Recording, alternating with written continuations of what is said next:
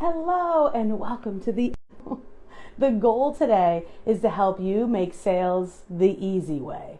So I want to talk about a story, why I'm bringing this up today. There are so many people in my world right now that are coming to me saying, well, do I need to get on a sales call? Do I need to do DMs? Is it okay to do social media posts? Is it okay to talk about it in email? How should I make my invitation? So whether you're live or on the replay, say hello. We are live from Detroit today. So all this to say, what do I have to do to make sure that I make the sale? This is the question I answer all the time. This is what I do.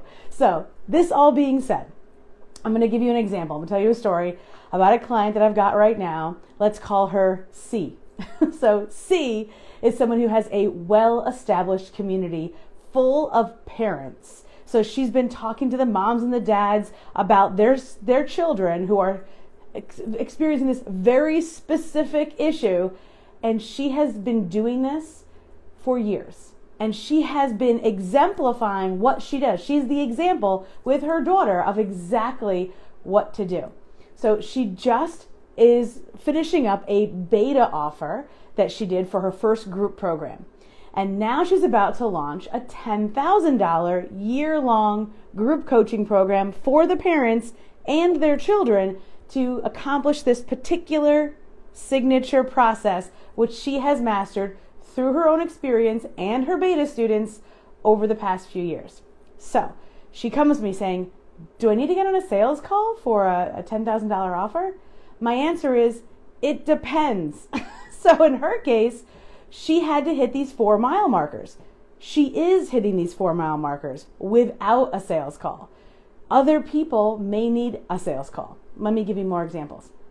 And so in her case, she's got number 1.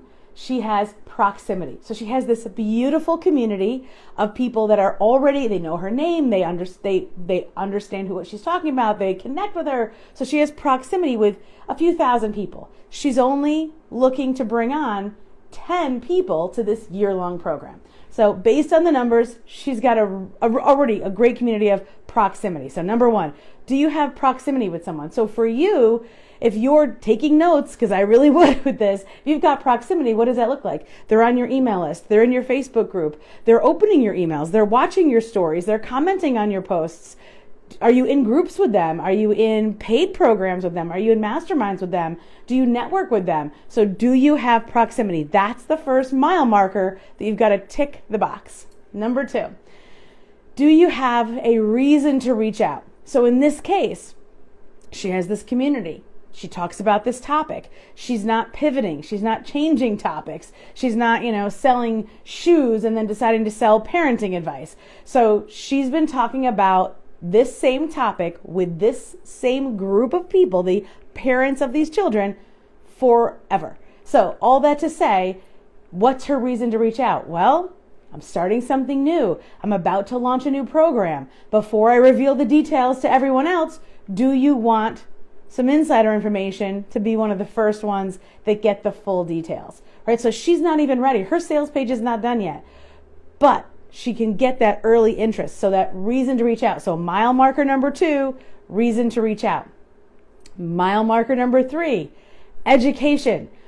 Are you educating people? I work with people who sell travel, and people that are buying their travel didn't realize before that the travel agent was free. Or I work with real estate agents that the people that buy with them didn't realize that the having the real estate agent was free. So if you are someone who needs to educate their community, then educate them first. They have to be educated on the problem that you solve. So many people skip this part. They assume that the potential customer already has the understanding of what they don't know. So part of the education process is, do they know what they don't know? So in this case with my client C, who we're calling C, she has this education down. So she talks about, have you thought of this? Have you looked at that? Have you considered this? And they're like, oh, I hadn't considered that. Holy smokes, I really do need you.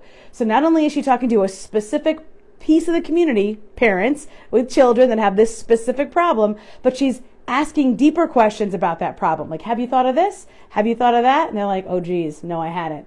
And now they're really leaning in. to mile marker number 4, which is indoctrination.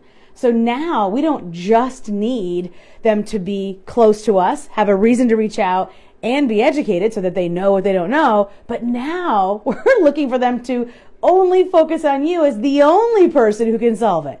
And so how do we do that? Well, that's through testimonials. That's through sharing your signature system. Like I'm sharing my 4 mile markers to clear the path for yes with you right now. And so that is a signature system. That is a system that has been curated over time and experience so that we always get to the end result. So in this case for my client C, she has been doing this. She's been talking about her signature system. She uses herself as an example. She shares her story. She shares her testimonials. She shares screenshots. She shares information to help the people that are listening know that if they have this problem, which she's helped them identify, she knows how to solve it. And she knows how to solve it uniquely. And so that is another huge benefit of having a signature system and by sharing those testimonials. Too many women that I meet, especially because I work specifically with women business owners, they have testimonials. They have people that they've worked with, but they keep their testimonials tucked away safely and beautifully on their website. There's another talk that I have is don't have a testimonial museum. Make sure they're out there living and breathing in the world. People need to know you're not bragging, you're simply sharing information. So those are the 4 mile markers. If you need to write these down, go back to the beginning and take notes.